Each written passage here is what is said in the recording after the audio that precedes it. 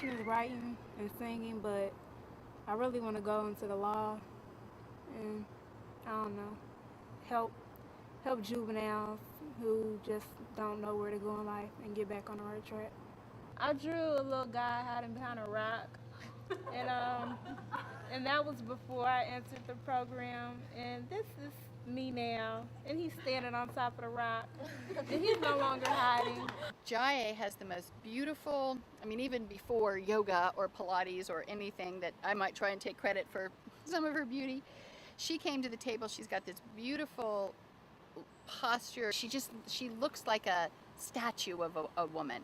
A lot of times, like in school, you can't really express yourself how you want to because there's certain rules and regulations, and just in everyday life, I mean, you can dress how you want to dress or whatever, but you really can't go up to somebody and be like, this is how I feel. But here you can just open up and just be who you want to be.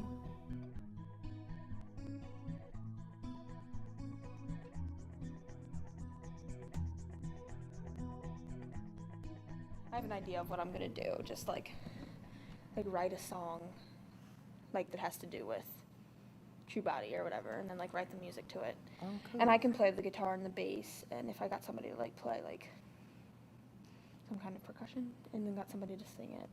I think that it's good to be a woman these days because of all the rising, like everything that women can do now.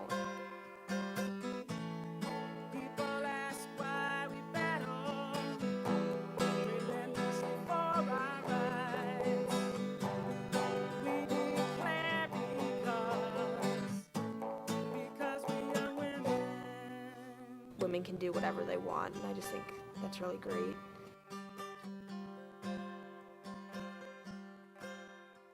It is 1878.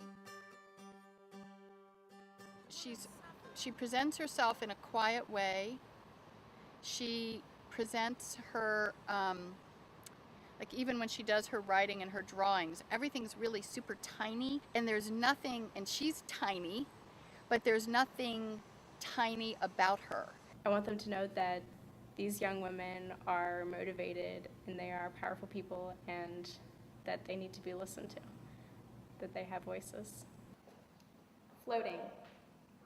We knew she didn't have breasts anymore, but we didn't know what that meant. She showed us in the kitchen, smiling patiently and lifting her shirt in a casual, tired arc over her head. We drank our juice and ate our salty summer cheese crackers and saw it meant confusing hollow spaces where something began and something ended, and no one was quite sure what. I could have stayed here all day. I really could have. I don't know if it would have been too much, but every day when 2 o'clock came, I thought to myself, wouldn't this be amazing if we could spend more time together?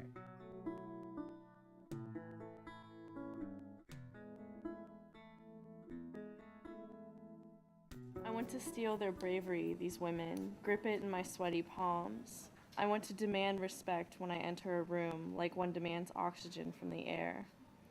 I want to mold myself into memories that aren't saturated with helplessness, memories without a longing so thick it weights the air. Catherine is a natural poet. She is incredibly gifted. She's gifted beyond her teenage years. It's hard, I think, to do all the other things that we try to do in our world, and we're always rushing from place to place when we don't take care of our body because we need our bodies to do everything else. And I think that's important for people to know that they need to take care of themselves and then try to achieve all those things. And I'm also learning more about like my body and my mind being separate, and that even if my mind's okay with something, my body might not always be.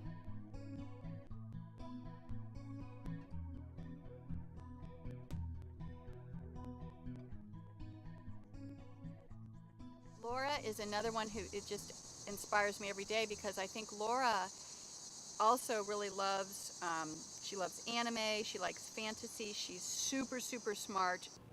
People tell me I'm a fire person and that, but I actually don't really try to call too much attention to myself. Usually when I enter an environment, I don't really start being comfortable in it for a long time.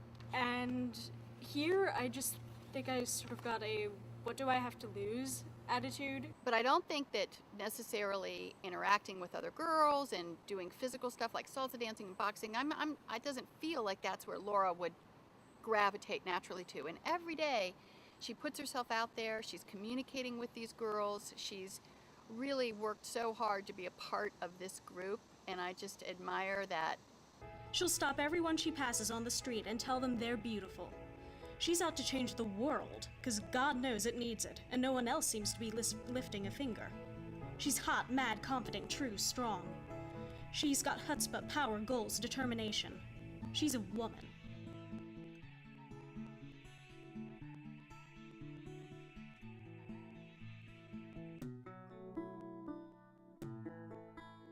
We all take on roles to try to figure out who we are.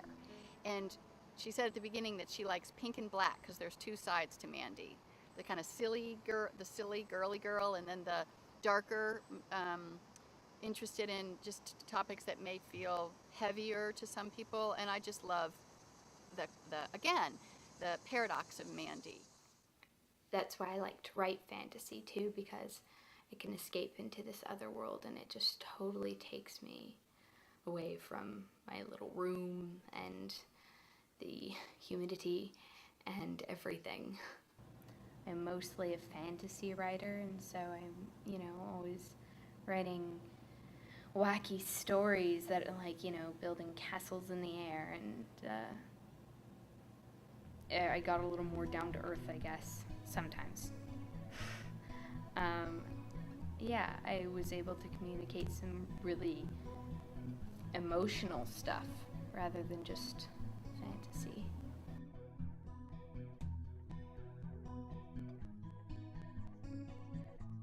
True Body has taught me that not all girls are evil doom beasts. Rachel is a total trip. She just makes me laugh every single day. I get really nervous around other girls. I only have one friend that's a girl, really. I guess in a way they annoy me. Rachel has the capacity she's got a strong personality. She could take over the room, and she doesn't. She listens, she is concerned and considerate about other people. That's a beautiful thing about really all of them, but something that struck me about her. I'm really surprised because there's something I like about all of these girls. There's more than one thing I like about all of you. I love you all.